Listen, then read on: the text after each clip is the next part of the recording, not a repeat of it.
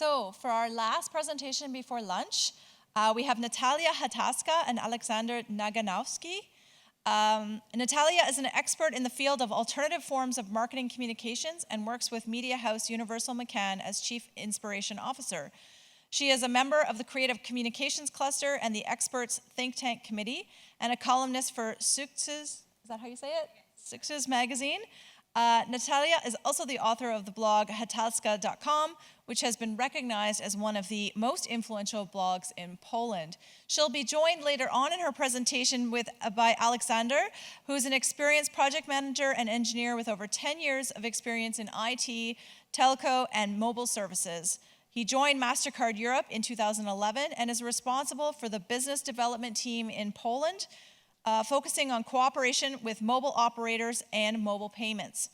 Natalia and Alexander declared that CMO is dead, long live CXO.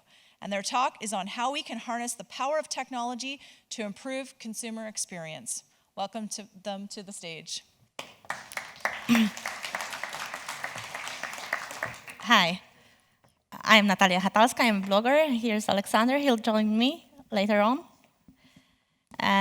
My main interest is in marketing and media communications, non-traditional communications. So I wanted to ask if there are any people from the marketing industry here. No, not so many. Okay, I'll be talking today about the changing role of the Chief Marketing Officer and due to the technology changes. But before I start, I want to confess you something, because I was rehearsing this presentation yesterday evening in English, of course, in front of my 3-year-old daughter.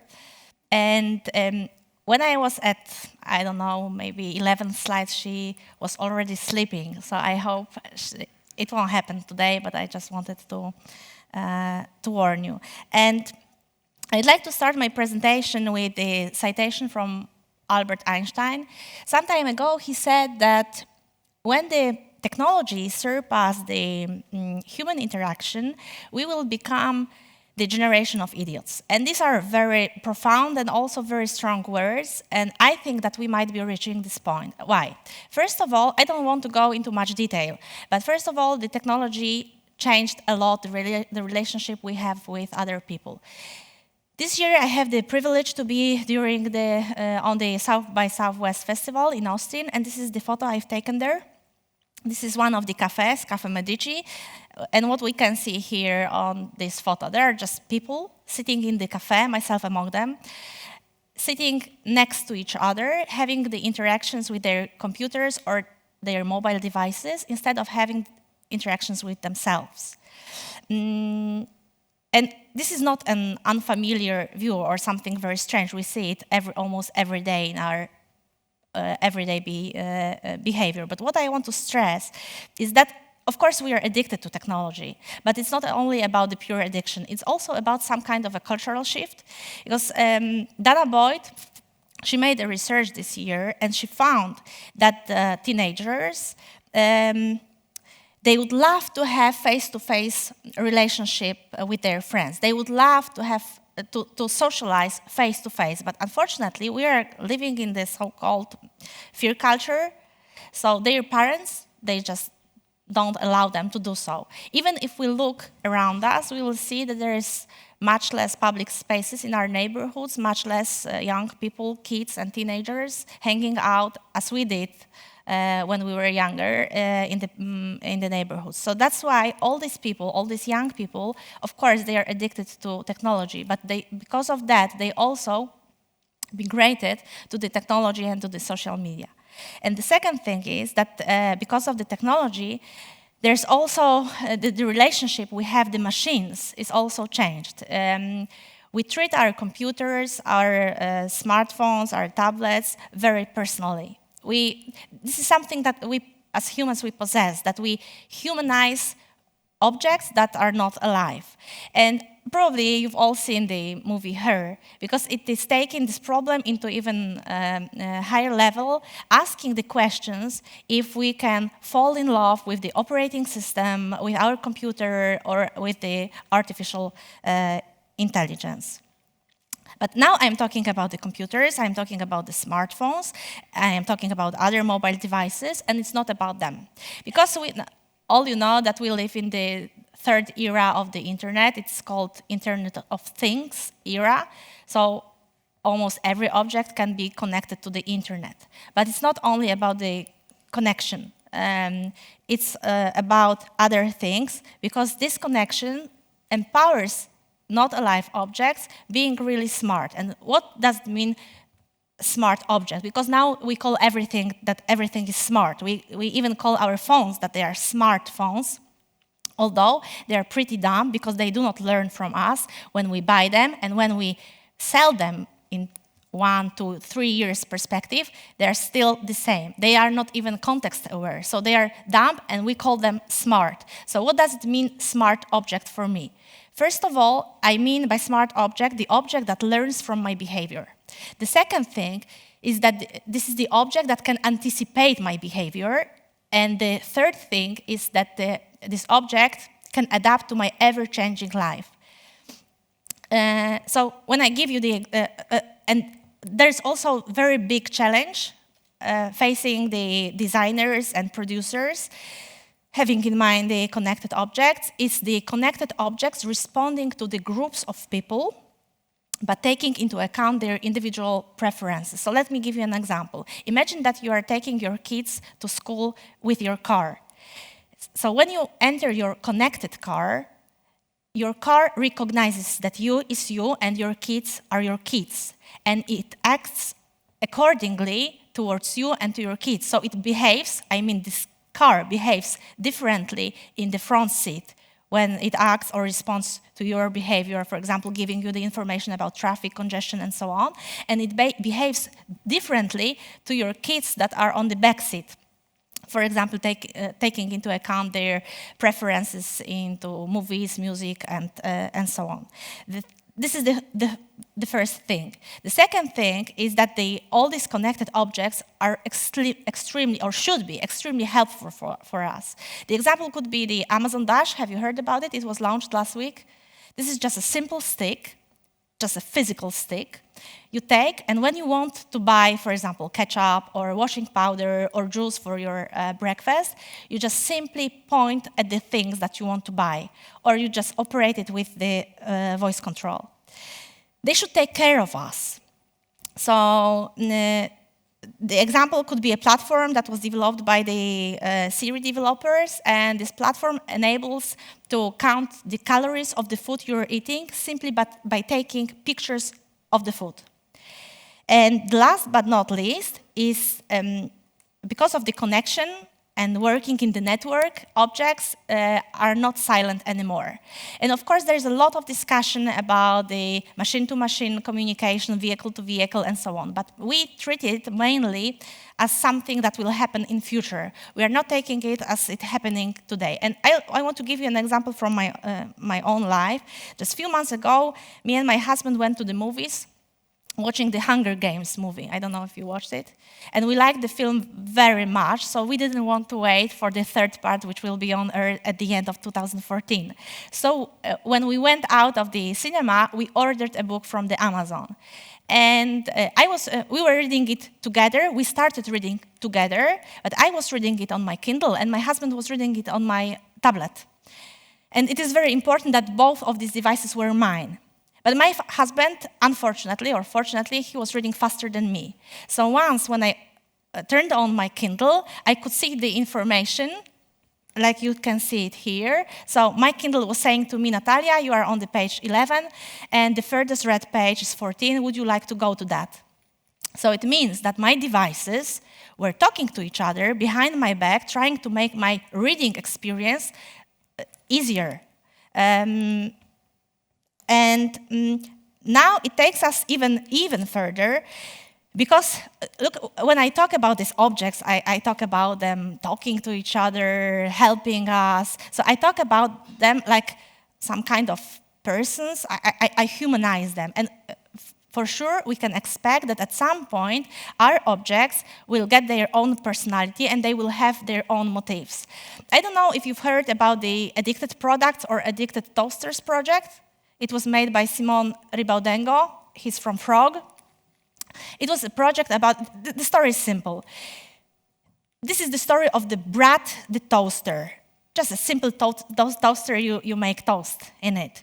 And this toaster lives, if I can say so, in the network of other toasters. So imagine I am the owner, or I cannot even use the word owner. I am rather the host of the Brad the toaster, and there are other people. For example, Alexander is the host of Sofia toaster, and you are the host of Emma toaster. And my toaster, Brad the toaster, is comparing towards other toasters in the network. So when he sees that other toasters are used much more often, then he becomes unhappy, and he can change the host. So he can, for example, send the information via Twitter or other communication platform that he wants to change the host. And he can abandon me, then I can just get on the black toaster list or whatever it will be, which won't be happy. So it takes us to the other level of thinking about the objects. They can have their own personality, they can have their own motives, and they can behave. We don't own them, they own us. And we start to fear of them, because we can think, well, maybe they'll outsmart us at some point. But I wouldn't fear of that, because I agree with Matt Webb.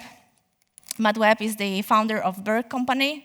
For sure you know him. He was responsible for this little printer project. And he says that we should treat connected objects as pets, maybe not as humans. Of course, they can learn from us, they can anticipate our behavior, they try to be nice to us or not, but they are more like pets, because we still need to control them. And now we are back to the question, or to the citation I was saying it at the beginning, the Einstein citation.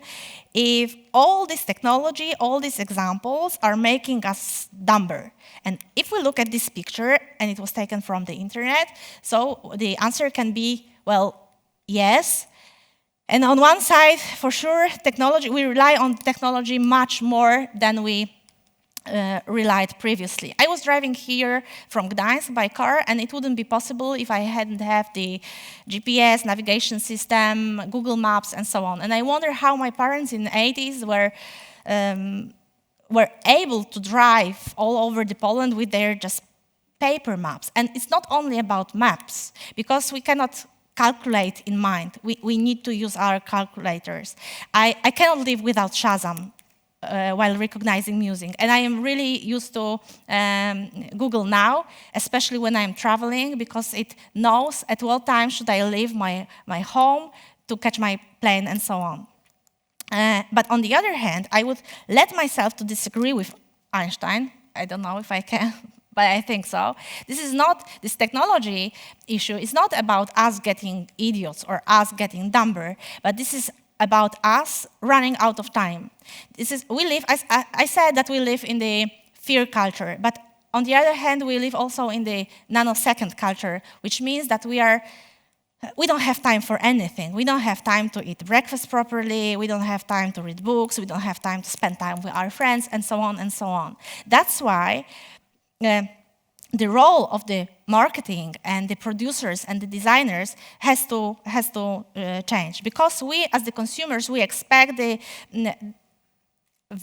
time-saving solutions, very useful in our daily activities. So I was talking about the Amazon Dash, but other players are also into this trend. For example, eBay with their zero-effort commerce, Walmart, and many others. We also expect seamless paying solutions. For example, this is the project I like very much. It's about the paying with your hand. It was launched at CES this year. So you scan your individual image of the veins you have in your palm, and then this image is connected with your credit card, and when you go to the shop, you can just pay with your hands. And it's totally safe, because it works only when there is blood in your veins. So don't worry that when somebody will cut your hand, will be able to pay with it. So no. And also other prosaic activities like washing machines. And why I'm talking about this? Because when we are talking about the connected objects and Internet of Things, the first example is the fridge connected to the internet. But it's not about the connection. It's about, as I said before, personalized experiences. That this fridge or this washing machine can respond to my individual preferences, although it is used by many other people, by my husband, my mother, or my kids in future, and so on. So my washing machine should know what washing powder I like or what washing program I choose the most, and it responds accordingly. So just coming to the end of this presentation, it's not about the Internet of Objects. It's not even about the connected objects. It's all about the consumer and putting consumer in the center. And it's all about the consumer experience, seamless experience all over the platforms, because we live in the connected world. And when I come back to the marketing field, the result of all these things I said is that the role of the traditional chief marketing officer should change, because it's not only about it's not any longer about the communication or marketing or selling products or selling ideas and whatsoever, but it's about providing the right seamless experience for the end of the consumer. And when we look at all the high-tech companies, the biggest, for example, Apple, hiring Angela Ahrens last year as a chief experience officer, Microsoft and many others, they are already leading this way. So we probably, the others, we will, and at least we should follow them. Thank you.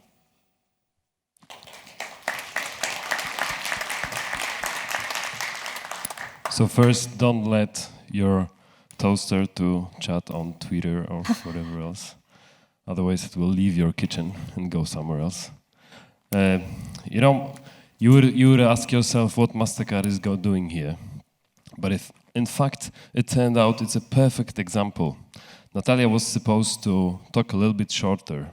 It's like every time you go to shop, well, especially girls, you go to shop, one skirt, right?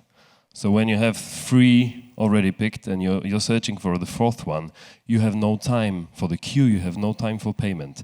And this is all about what we are doing. So Mastercard is trying to make this payment after the shopping to be the shortest, the easiest, and the most secure. So I'll show you, you'll see a short video that shows what is the concept of the way we're going to pay with digital wallets, where everything becomes more and more connected, and where, in fact, you are going to be identified with, you will discuss, but with the toaster, finally. So you'll say, you will introduce yourself to the toaster, so finally, toaster may be personalizing your experience to that extent that it's already able to purchase, to support you with payment as well. So I let you see the movie, not to extend the discussion. Then we are, of course, ready to discuss with you.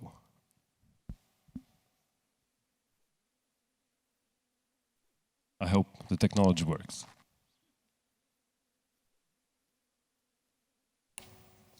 Can you play the film, please?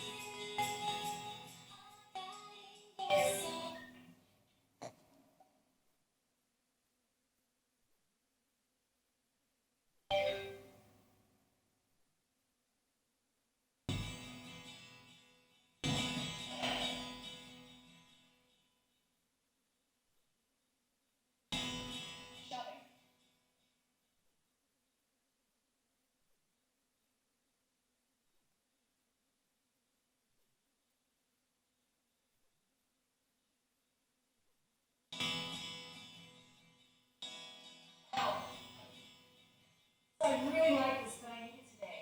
No problem. But of course, your public network, your friend Anna already owns this. Maybe try this instead. That's perfect, thanks. Check out.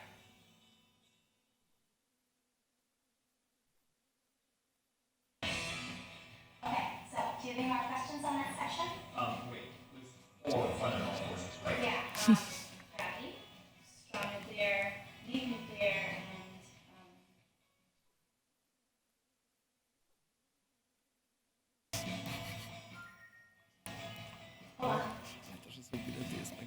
Hey everybody, we just booked a last-minute show at the Imperial tonight.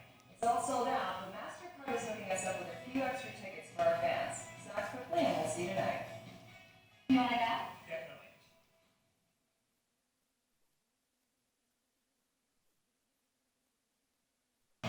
Let me give you your ticket.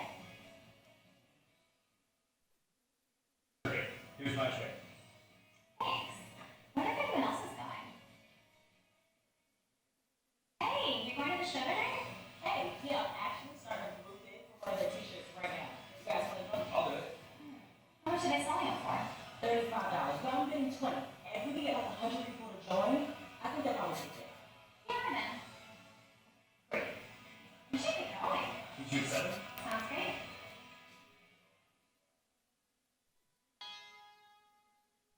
Sounds okay. I mean, can we get something with more of like a British sound effect?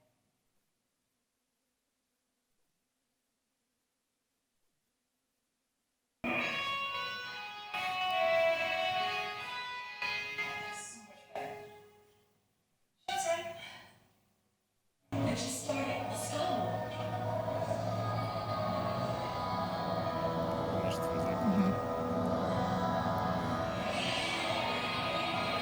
To się zgrało, nie? Film filmem. To jest, jak się nie planuje, się nie dzieje.